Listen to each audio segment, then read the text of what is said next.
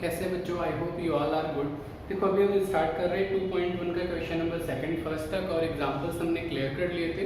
Now move to the second question. अब second question देखो क्या क्या आ रहा है यार, arrange the following in descending order. अब देखो डिसेंडिंग और असेंडिंग ऑर्डर आपने पढ़ा था, प्रीवियस क्लास में भी पढ़ा है, इस क्लास में भी पढ़ा है कि डिसेंडिंग और असेंडिंग ऑर्डर होता क्या है। असेंडिंग मतलब बढ़ते हुए क्रम में, डिसेंडिंग मतलब घटते हुए क्रम में, ठीक है, जिसे हिंदी में आरोही और अवरोही कहते हैं। आरोही मतलब बढ़ते हुए क्रम में, जैसे 10 11 12 13 14 15 16 ऐसे हुआ, ठीक है। और वही मतलब डिसेंडिंग ऑर्डर वो क्या है, उल्टा, यानी 10 9 8 7 6 5 4 3 2 1 ऐसे टाइप की। अब इसके क्या असेंडिंग डिसेंडिंग ऑर्डर में लिखना है, लेकिन ये नंबर खाली नहीं है, ये चैप्टर हम पढ़ रहे हैं फ्रैक्शन एंड डेसिमल्स, तो ये लिखा किसमें, फ्रैक्शन में। अब हमें फ्रैक्शन को अगर डिसेंडिंग ऑर्डर में लिखना है तो करना क्या पड़ेगा, कंपेयर करना पड़ेगा। और कंपेयर करने के लिए हमें सभी के बेस को क्या करना पड़ेगा, सेम करना पड़ेगा with the help of the base same method. जब बेस सबका सेम हो जाएगा तो ऑटोमेटिकली आप क्या करोगे, इन्हें बता सकते हो कि 10 में से 4 मार्क्स इससे मिले, 3 मार्क्स इससे मिले, 2 मार्क्स इससे मिले, आप उल्टा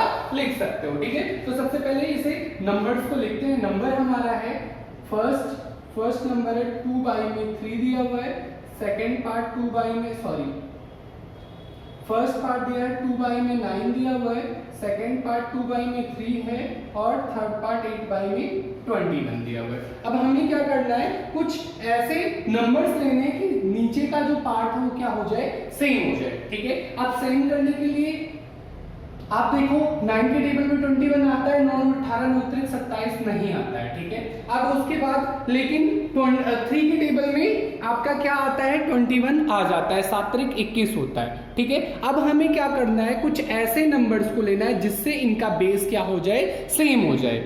पर हमें करना क्या है, हमें तीनों नंबर्स में से क्या करना है, कॉमन फैक्टर्स निकालना है, ठीक है ना। अब तीनों में अगर ये करोगे आप 7 से मल्टीप्लाई 21 21 हो जाएगा, पर 9 के टेबल में तो 21 आता नहीं, तो हमें कोई ऐसा कॉमन नंबर लेना होगा जो तीनों के मल्टीपल्स में हो। तो अगर आप ध्यान दो यहाँ पे तो 21 3 जा 3 1 जा 3 3 2 जा 6 63 आता है। साथ ही साथ 9 का टेबल अगर आप पढ़ोगे, 9 का टेबल 9 7 63 9 7 जा 63 हो जाता है, 2 पार्ट हो गए। अब 3 बचा है, 3 में अगर हम 21 से मल्टीप्लाई कर देते तो ये भी क्या आ जाएगा, 63 आ जाएगा इजीली, ठीक है। यानी हमें बेस के लिए करना क्या पड़ेगा, सभी के नीचे 63 करना है, ठीक है ना। आई थिंक समझ में आ गया होगा आप लोगों को कि हम कर क्या रहे हैं, हमें क्या करना है, बेस को सेम करना है। अब मल्टीप्लाई करके करते हैं, मल्टीपल्स अगर छोटे हैं तो डायरेक्ट पता चल जाएगा, अगर ऐसे हमें थोड़ा सा ट्रिकी समझना पड़ेगा जो सभी के टेबल्स में हो, ठीक है। तो पहला पार्ट है 2 बाई 9 है।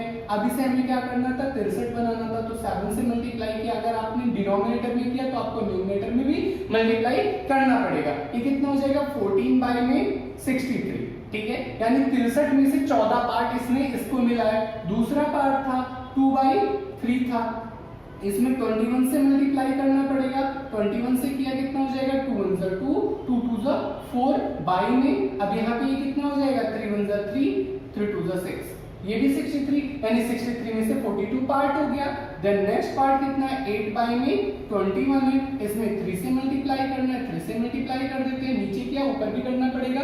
8 3 24 हो गया और ये कितना हो गया, 63 हो गया, ठीक है। अब देखो इसमें सबसे बड़ा कौन है, बड़ा जो नंबर होगा वो सबसे बड़ा ऊपर वाला। नीचे का पार्ट तो हमें कंपेयर नहीं करना क्योंकि सभी क्या कर दिया हमने, इक्वल कर दिया। अब ऊपर वाले को देखना है, सबसे बड़ा ये है, देन ये है, देन ये है, तो आप लिख देते हैं डिसेंडिंग ऑर्डर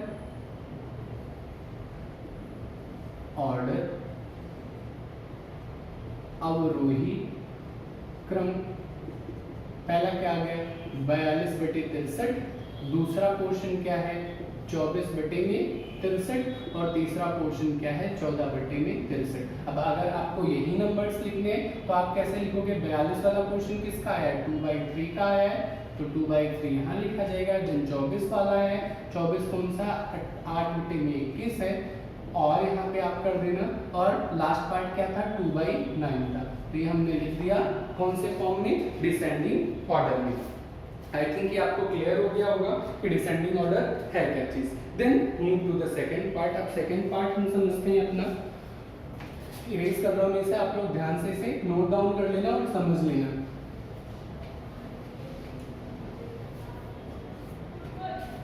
अब देखो सेकंड पार्ट हमारा क्या कह रहा है, सेकेंड पार्ट है 1/5 है, साथ ही साथ 3/7 है, देन 7/10। अब आपको क्या करना है, टेबल पढ़ना है कि नीचे की पोर्शन को हम क्या कर सके, सेम कर सके। तो इजीली हमें दिख रहा है, दिख क्या रहा है कि अगर 10 है, 10 में हम 7 से मल्टीप्लाई करें तो 70 हो जाएगा, और 7 में 10 से करें तब भी 70 हो जाएगा, और 5 के टेबल में 70 आता है। उसके लिए हमें क्या करना पड़ेगा, पहाड़ा पढ़ना पड़ेगा। किसका, देखते हैं। 5 दाम 50, 12 पंचे 60, 13 26 13 14 25 70, ठीक है। तो आपको क्या करना पड़ेगा, 14 से अगर मल्टीप्लाई हम करते हैं तो 14 25 70, 14 फिफ्थ 70 होता है, ठीक है। तो यहाँ पे ये क्या हो जाएगा, कंप्लीट हो जाएगा। अब आपको करना क्या है, इसके बेस को सेम कर देना। 1/5 था, नीचे आपने 14 से किया, तो ऊपर भी आपको 14 से करना पड़ेगा, तो 14/70 हो गया। दूसरा पार्ट हमारा क्या था, 3/7 था। 3/7 में मल्टीप्लाई आप किसका कर रहे हो, 10 का कर रहे हो, बेस को सेम करने के लिए, तो ये कितना हो जाएगा, 30/70 हो गया। और तीसरा पार्ट है 7/10 हमारा, इसको मल्टीप्लाई कर रहे हैं हम 7 से, तो 7 49 हो गया, बटे में 70, ठीक है। ये हमारे पार्ट हो गए। अब सबसे बड़ा हम पहले लिखेंगे। सबसे बड़ा हमारा क्या है, 49/70 है। दूसरा उसके बाद कौन सा है, 30/70 है। और तीसरा कौन सा है, 14/70 है। तो ये हमारा क्या हो गया, आंसर हो गया। अब आप इसी टर्म में लिखना चाहे इसी टर्म में लिखे ना, इधर और करके आप लिख सकते हैं। सबसे बड़ा किसका था, 7/10 का था। उसके बाद दूसरा 30 का था, 30 वाला 3/7 और देन 1/5 है। That's our part। ये हमारा क्या हो गया, सेकंड पार्ट कंप्लीट हो गया। Then move to the next part, question number 3। Question number 3 ध्यान से करना, क्योंकि सेम क्वेश्चन आपको 8th क्लास में मिलने वाला है, कोई भी डिफरेंस नहीं है। देखो क्वेश्चन क्या है हमसे, कह रहे इन अ मैजिकल स्क्वायर। आप पहले समझ लेते हैं मैजिकल स्क्वायर होता क्या है। मैजिकल स्क्वायर क्या होता है कि उसे किसी भी तरफ से आप जोड़ो, चाहे इधर से जोड़ो, चाहे इधर से जोड़ो, चाहे ऐसे जोड़ो, ठीक है। तो उनका जो, पहले एक बार मैं बना देता हूं, देन आपको समझ में आएगा। कुछ ऐसे पार्ट है जिसमें 9 बॉक्सेस होंगे। अब मैजिकल स्क्वायर क्या होता है, चाहे आप इसे ऐसे ऐड करो या आप इसे ऐसे ऐड करो या आप इसे ऐसे ऐड करो, सभी जोड़ने के बाद कितना आएंगे, इक्वल नंबर आएंगे। ये मैजिकल स्क्वायर की विशेषता होती है, ठीक है ना। अगर इनमें से कोई भी एक पार्ट जोड़ गलत आता है तो वो मैजिकल स्क्वायर नहीं होगा, ठीक है। अब इस चीज को प्रॉपर कहते क्या है, जो ऐसे ऐसे जोड़ा जाता है उसे रो बोलते हैं, ठीक है। रो रो रो। और इस पार्ट को क्या बोलते हैं, कॉलम। ये पार्ट क्या होता है, कॉलम। ये पार्ट क्या होता है, कॉलम। और ये पार्ट क्या होता है आपका, डायगोनल। डायगोनल। अब दो डायगोनल होते हैं, 2 डायगोनल होते हैं, 3 रो होते हैं और 3 कॉलम होते हैं, ठीक है।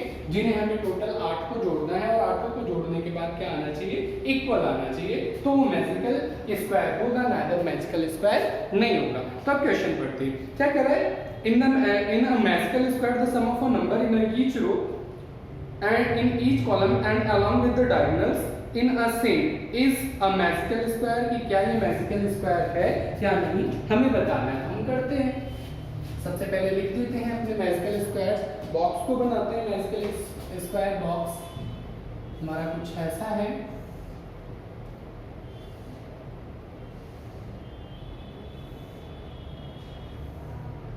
पहला पार्ट है 4/11। मैं रो से स्टार्ट कर रहा हूँ। 9/11 है, 2/11 है, 3/11 है। आप ऐसे भी लिख सकते हो, ऐसे भी। मेरे पास यहाँ स्पेस कम लगा, मैंने ऐसे कर दिया।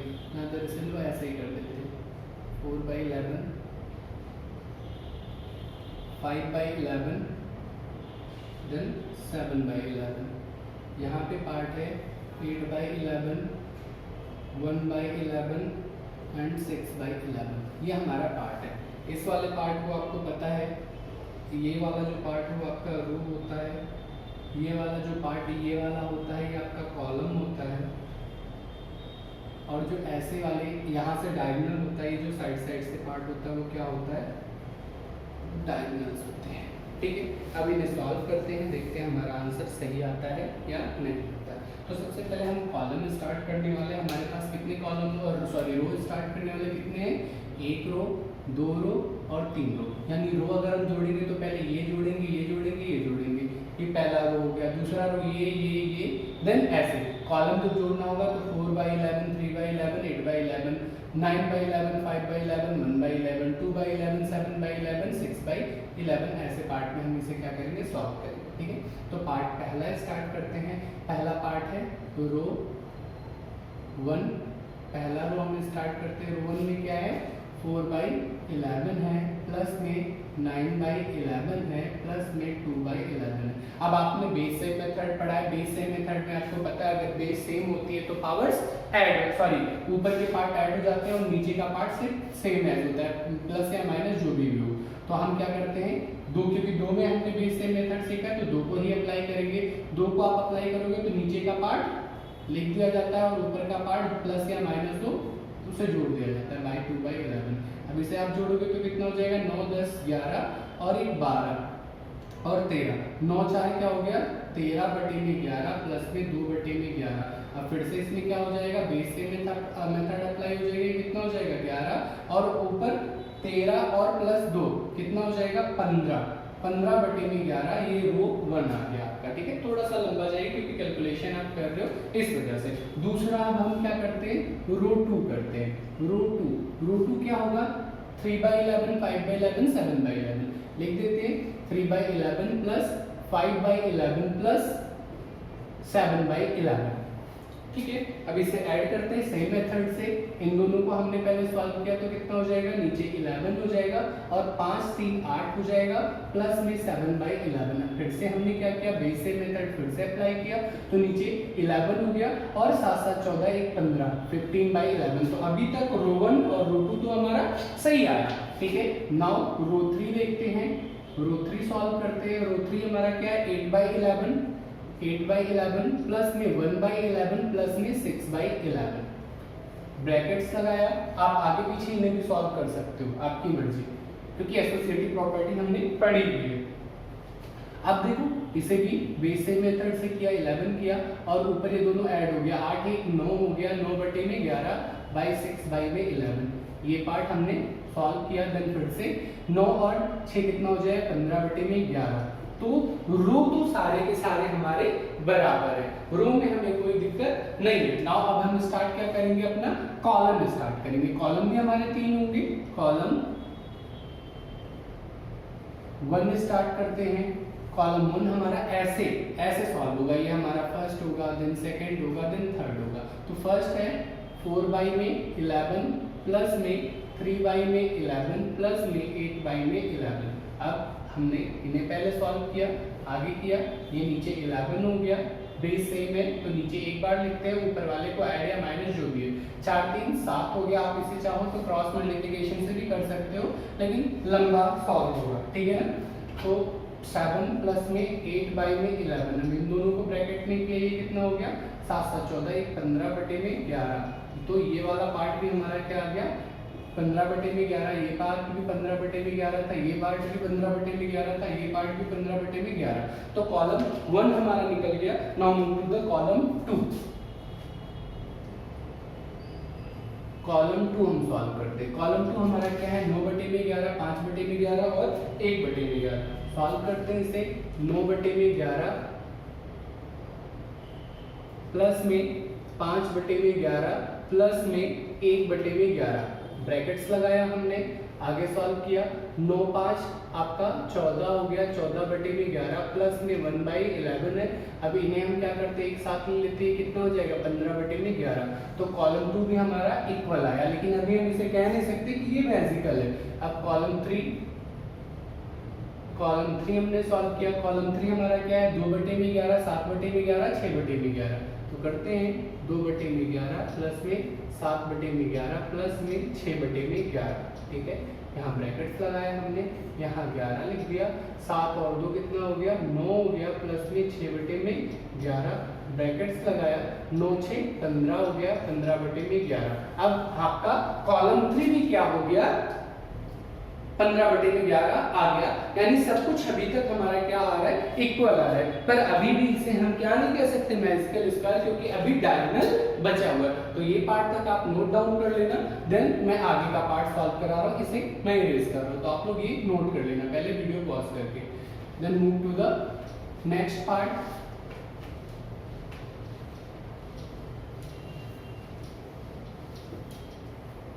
अब दो डायगोनल हमारे, एक डायगोनल ये, एक डायगोनल आप चाहे ऊपर से नीचे ऐड करो या नीचे से ऊपर ऐड करो, आपका आंसर सेम आएगा जो आना है, चाहे ऊपर से करोगे या नीचे से। तो पहले हम क्या करते हैं, डायगोनल अपना करते हैं, diagonal first, diagonal first, diagonal first हम यहां से स्टार्ट कर रहे हैं 6 5 11, ठीक है।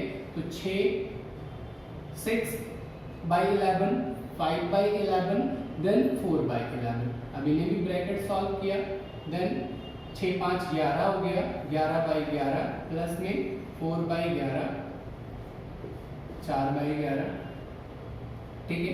अब इन्हें हम क्या करेंगे, फिर से बेस से मेथड, नीचे 11 11 और ये 4 कितना हो जाएगा, 15/11। तो डायगोनल 1 भी हमारा क्या आया, सही आया, मतलब 15/11 आया। देन डायगोनल 2 स्टार्ट करते हैं, डायगोनल सेकंड।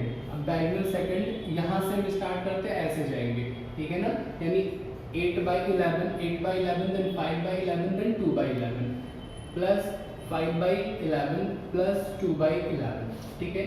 ब्रैकेट्स हमने लगाया, सॉल्व किया, 8 5 8 हो गया। अभी इसे यहाँ पे हम मूव कर देते हैं, 8 5 13 होता है, 13 प्लस में 2/11। अब ब्रैकेट्स फिर से लगाया, देन ये कितना हो गया, 15/11। तो क्या हो गया, सभी 15/11 आए, जितने भी पार्ट हमने सॉल्व किया वो सभी क्या है, 15/11 आए। तो इस तरह से ये क्या प्रूव कर लिया हमने कि हाँ ये मैजिकल स्क्वायर है। ध्यान लिख देते हैं, yes it is magical square, ठीक है।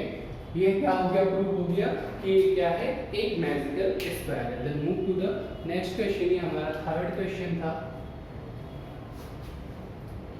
फोर्थ क्वेश्चन देखो, फोर्थ क्वेश्चन क्या कह रहा है आपसे, कह रहा है एक rectangular sheet of a paper है, एक आयताकार कोई शीट है जिसकी लंबाई हमें दी है 12:1/2 और चौड़ाई उसकी दी हुई है 10:2/3। Find the perimeter. हमें क्या करना है, पेरीमीटर निकालना है। तो देखो 6th क्लास में हमने पेरीमीटर के फॉर्मूलेज पढ़े थे, ये पार्ट आप नोट डाउन कर लेना। 6th क्लास में हमने पेरीमीटर पढ़ा था कि पेरीमीटर क्या होता है। अगर नॉर्मल फॉर्म में बोला जाए तो पेरीमीटर क्या होता है, सभी दीवारों को अगर हम जोड़ देते हैं, जितने साइड्स होते हैं, sum of all sides is known as a perimeter. तो अगर आप कहीं भी कंफ्यूज हो, सपोज दैट आपको पता नहीं है, भूल गए आप फॉर्मूला पेरीमीटर का, तो पेरीमीटर क्या होता है, लिख लो। पेरीमीटर यानी परिमाप जिसे कहते हैं, परिमाप क्या होता है, सम ऑफ ऑल साइड्स, यानी सभी भुजाओं का योग। सभी भुजाओं को अगर आप जोड़ देते हो तो क्या हो जाएगा, पेरीमीटर निकल जाएगा, ठीक है। ये शॉर्टकट फॉर्म है जिसके थ्रू आप पेरीमीटर समझ सकते हो। ये पार्ट इरेज करो, आप लोग नोट डाउन कर लेना, ठीक है। Move to the next part. Fourth question क्या कह रहा है, एक शीट है, ठीक है, तो लिख देते हैं, यहाँ लिख देते हैं पेरीमीटर ऑफ रेक्टेंगुलर शीट। तो देखो रेक्टेंगुलर शीट की जो पेरीमीटर होता है वो हमें याद है फिलहाल 2 × L + B होता है। आप लोगों ने पढ़ा है 2 गुणे ब्रैकेट में लंबाई प्लस में चौड़ाई होता है, जहां पे L हमें पता है, हिंदी में क्या लिखेंगे, आयताकार शीट का परिमाप। परिमाप क्या होता है, 2 गुणे ब्रैकेट में लंबाई प्लस में चौड़ाई, ठीक है।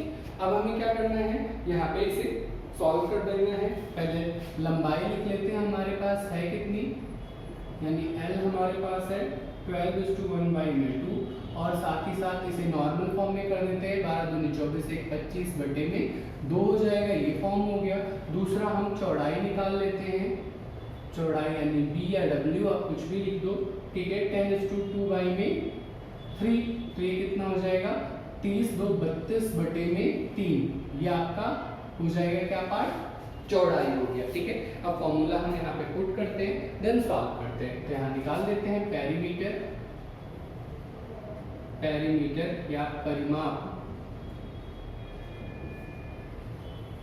क्या हो जाएगा, 2 ब्रैकेट में L प्लस में B, 2 लिखा, हिंदी में लिखना लंबाई, और चौड़ाई L आपका है 25 बटे में 2 प्लस में 32 बटे में 3, ठीक है।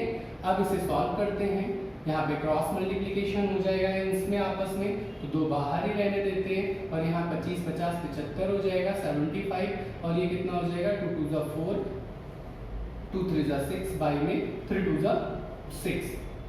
अब देखो ये क्या था, मल्टीपल में था, दिस कैंसिल फ्रॉम दिस, ये इससे क्या हो गया कैंसिल हो गया। ऐड करते कितना हो जाएगा 5 4 9 हो जाएगा, और 6 6 12 1 13 139/3। पर आपका आंसर मिक्स फ्रैक्शन में आ रहा होगा। प्रीवियस क्लास में मैंने कहा था आपको मैं बताऊंगा मिक्स फ्रैक्शन कैसे करते हैं नॉर्मल फॉर्म का। तो देखो करते कैसे हैं, 139, इसका मतलब क्या, 139 को 3 से आपको क्या करना है, डिवाइड करना है, ठीक है।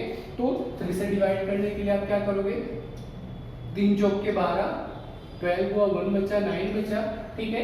6 6 12 6 3 18 6 हो गया, 18 हो गया, 1 आपका बच गया। अब हमें क्या करना होता है, कहीं पे छोड़ देना होता है, पॉइंट डेसिमल में नहीं लेके जाना होता है। अब इसे सॉल्व कैसे करते हैं, इसे मिक्स फ्रैक्शन में लिखते कैसे हैं, तो देखो जो ये वाला पोर्शन होता है जिससे आपने डिवाइड किया वो क्या होता है, बिल्कुल नीचे रहता है, जो आपका रिमाइंडर बचता है वो आपका ऊपर होता है, और जो पोर्शन आपका आया, ठीक है, रिजल्ट जो क्वेश्चन का आपका आया वो क्या हो जाता है, आगे हो जाता है। अब इसे अगर आप सॉल्व करोगे 46 को 3 से मल्टीप्लाई करोगे प्लस 1 करोगे 139 ही आएगा, ठीक है ना। तो इसे लिखेंगे कैसे, 46:1/3 सेंटीमीटर, दैट्स आवर आंसर, ठीक है ना।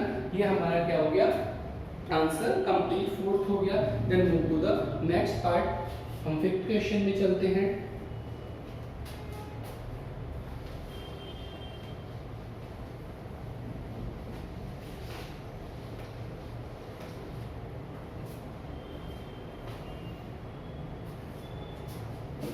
देखो 5th क्वेश्चन क्या कह रहा है, फाइंड द पेरीमीटर। इसमें भी हमें क्या करना है, पेरीमीटर फाइंड आउट करना है। कुछ ऐसे टाइप का आपका बना हुआ है फिगर एक बार ड्रॉ कर लेते हैं।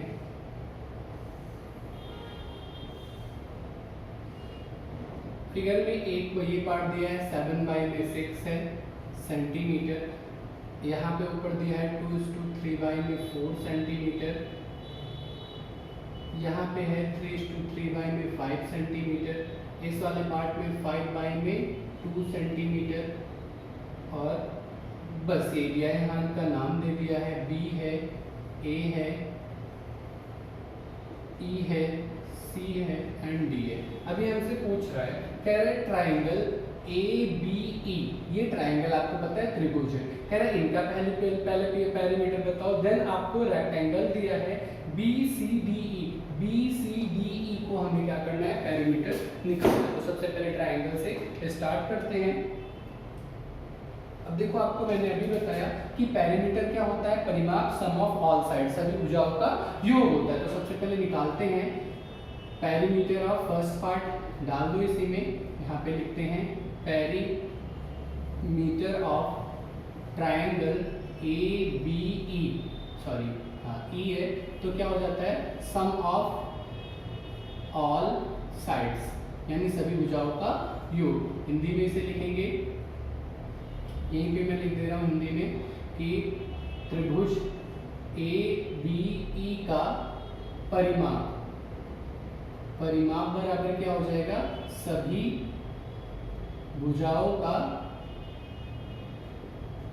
योग, सभी भुजाओं का योग है, ठीक है। अब इसे ऐड कर देते हैं। ऐड करने के लिए क्या ऐड करोगे, सबसे पहले आप AB ऐड करोगे, देन BE ऐड करोगे, देन AE ऐड करोगे। देखो ये पोर्शन, देन ये पोर्शन, देन ये पोर्शन। अब लिख लेते हैं जो है पार्ट।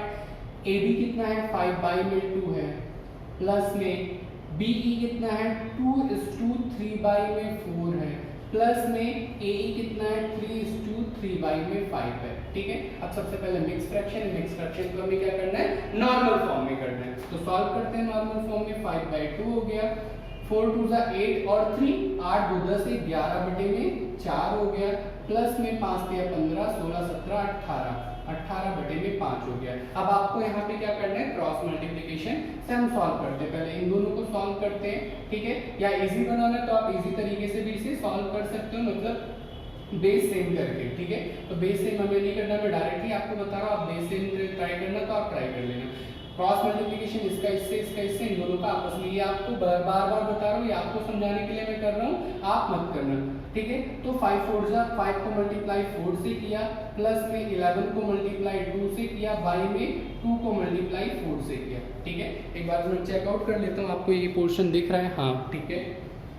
देन आगे ये पोर्शन, और ये ध्यान देना इस टर्म को छोड़ना नहीं है, इसे साथ में आगे लिखना है। बहुत सारे बच्चे क्या करते हैं, पहले इस टर्म को सॉल्व करते हैं, बाद में ये प्लस करते हैं, जो वहीं पे गलत हो जाता है। आपको ऐसा नहीं करना, आपको पूरा साथ साथ जो टाइम है उसे लिखते जाना है। अब इसके आगे का पार्ट मैं यहाँ से सॉल्व कर रहा हूँ। अब देखो 5 4 जा 5 चौक के 20 होता है, देन 11 2 जा 22 हो गया, बाई में 4 2 8 हो गया, प्लस में यहाँ ब्रैकेट लगाते हैं, प्लस में कितना है 18/5 है। ठीक है, आगे का पार्ट इसे इधर सॉल्व करते हैं। 20 और 22 कितना हो जाएगा, 42/8 प्लस में 18/5। अब आपको क्या करना है, मल्टीप्लाई करना है इनका इससे और इन दोनों का आपस में। तो 42 गुणे में 5 कर दिया, प्लस में 18 गुणे में 8 कर दिया, बाई में 8 गुणे में 5 कर दिया। ठीक है, अब इसके आगे का पोर्शन हमें क्या करना है, मल्टीप्लाई करके सॉल्व कर। मल्टीप्लाई करते हैं अभी। देखो 42 का 5 से करोगे, 5 2 जा 10, 5 4 जा 20, 5 के 20 और 1 21। ठीक है, प्लस 18 होता है 144 बाई 8 पंचे 40। आगे सॉल्व किया, इन्हें प्लस कर दिया, ये 4 हो गया, 5 हो गया, देन 3 हो गया। ठीक है, बाई में 40। तो दैट्स आवर आंसर। अब इसे आप क्या कर सकते हो, इसे आप अदर से सॉल्व कर सकते हो। कैसे, जैसे आपको बताया गया। अभी वैसे ये कट भी रहा है, इसे और काट देते हैं, 2 2 से ये डिविजिबल हो रहा है। 2 1 जा 2 हो गया, यहाँ पे 7 2 14 हो गया, और 7 2 14 हो गया, बटे में ये 20 हो गया। तो ये पोर्शन तो अभी यहाँ पे आ गया। अब इसके बाद इसे आप क्या कर सकते हो, मिक्स फ्रैक्शन में कर सकते हो। ठीक है, अब इसके आगे की क्वेश्चंस हैं वो आप एक बार ट्राई करना, नाइदर मैं नेक्स्ट क्लास में आपको ये पोर्शंस क्लियर करवाऊंगा। ठीक है, इसके आगे का पोर्शन क्या है, आपको रेक्टेंगल का सॉल्व करना है, यानी इसको अब देखो ये जो है ये इसके बराबर होता है, तो यानी ये पोर्शन भी कितना हो जाएगा, 2:3/4 हो जाएगा, ये इसके बराबर होता है 7/6 हो जाएगा। तो ये पोर्शन आपको ट्राई करना है, और नेक्स्ट क्लास में इसके आगे के पार्ट में आपको समझाऊंगा।